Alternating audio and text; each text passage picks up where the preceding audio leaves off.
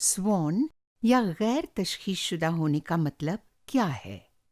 स्वान का मतलब है सिंड्रोम्स विदाउट अ नेम, ऐसे सिंड्रोम्स जिनका कोई नाम ना हो।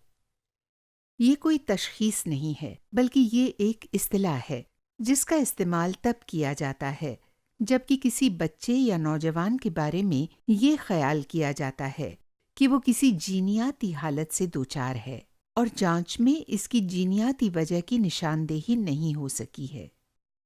ऐसे सिंड्रोम्स जिनका कोई नाम ना हो, उन्हें गैर तशखीसशुदा जीनियाती कवायफ, नामालूम जीनियाती कवायफ या गैर तशखीसशुदा जीनियाती खराबियों की हैसियत से भी जाना जाता है। कब तक कोई बच्चा या नौजवान गैर तशखीसशुदा रह सकता है? बेशतर लोगों को हैरानी होती है जब उन्हें पता चलता है कि कितनी लंबी मुद्दत तक बच्चे या नौजवान बगैर तशखीश के रह सकते हैं। बहुत सारे कुनबे किसी तशखीश के लिए सालों इंतजार करते हैं और बाज को ये कभी भी नहीं मिलती है। रेयर डिजीज यूके की एक रिपोर्ट में, जो कि 2016 में शाया की गई थी, इस बात का खुलासा किया गया है कि जवाब दहिंदगान की तकरीबन नफस तादाद जिनकी शनाख्त गैर तशखीस शुदा के तौर पर की गई थी, 5 सालों से ज्यादा अरसे से इंतजार कर रहे हैं। स्वान यूके मेम्बरान के बच्चों की 72% तादाद जीनियाती तहकीकी मुतालों में हिस्सा ले रही है, जिसके बारे में ख्याल है कि नताइज आने में सालों लगेंगे। तकरीबन 6000 बच्चे बरतानिया में हर साल किसी ऐसी जीनियाती हालत के साथ पैदा होते हैं जिसके गैर तशखीस शुदा रहने का इम्कान होता है। ऐसे सिंड्रोम का होना जिसका कोई नाम ना हो कितना आम है? तकरीबन 6000 बच्चे बरतानिया में हर साल किसी ऐसी जीनियाती हालत के साथ पैदा होते हैं जिसके गैर तशखीस शुदा रहने का इम्कान होता है। फिलहाल तकरीबन 50% बच्चे जो कि बरतानिया में जीनियाती जांच से गुजर रहे हैं, उन्हें कोई मुसद्दिका तशखीस हासिल नहीं होगी।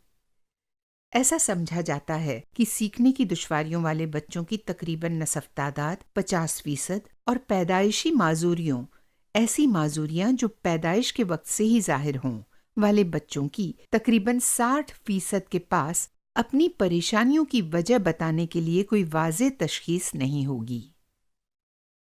कारामद links bit.ly/rare reality report, undiagnosed.org.uk/support-information, yourgenome.org, undiagnosed.org.uk/support-information, undiagnosed.org.uk/join।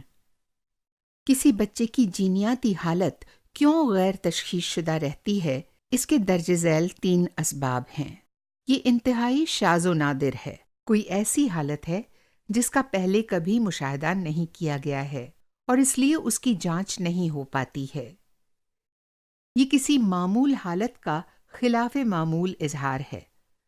बच्चे की अलामात दीगर उन बच्चों से मुख्तलिफ हो सकती हैं जो कि इसी हालत से दोचार हैं, लिहाजा हालत की जांच नहीं हो पाती है क्योंकि ये बज़ाहिर वो हालत नहीं लगती है।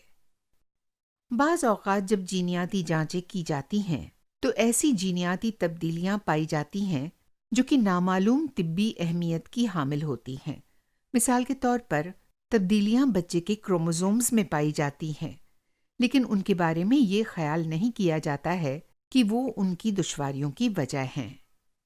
बाज़ औक़ात उसकी वजह ये होती है कि माँ या बाप से कोई ऐसी तब्दीली मुंतकिल होती है जो कि इस हालत से मुतासिर नहीं है, या क्योंकि अगरचे जीनियाती मादा अपनी जगह से मुंतकिल हो गया है मगर बज़ाहिर वहाँ पर मौजूद है।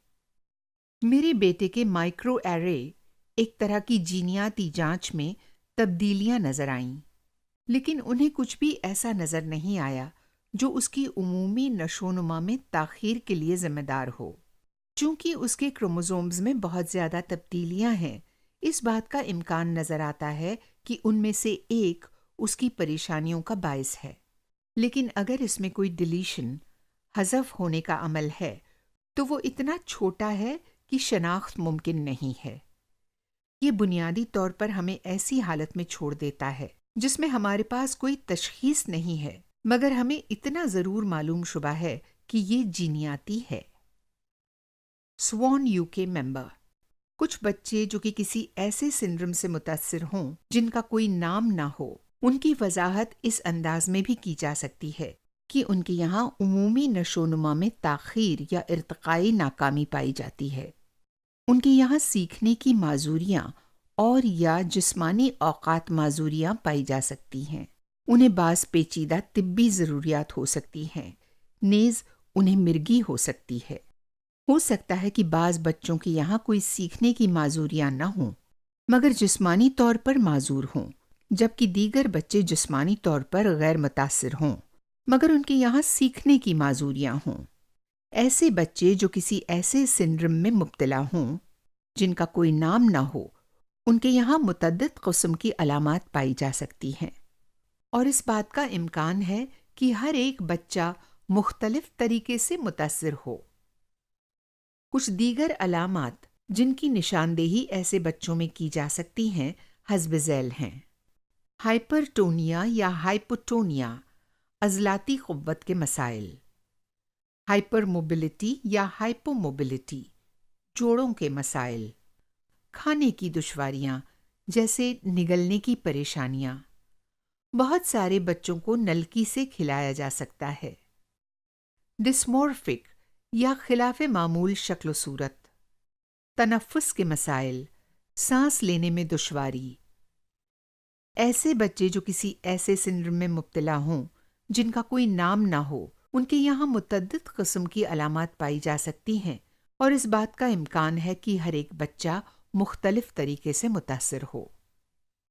کچھ بچے اور نوجوان کیوں غیر تشخیص شدہ رہتے ہیں؟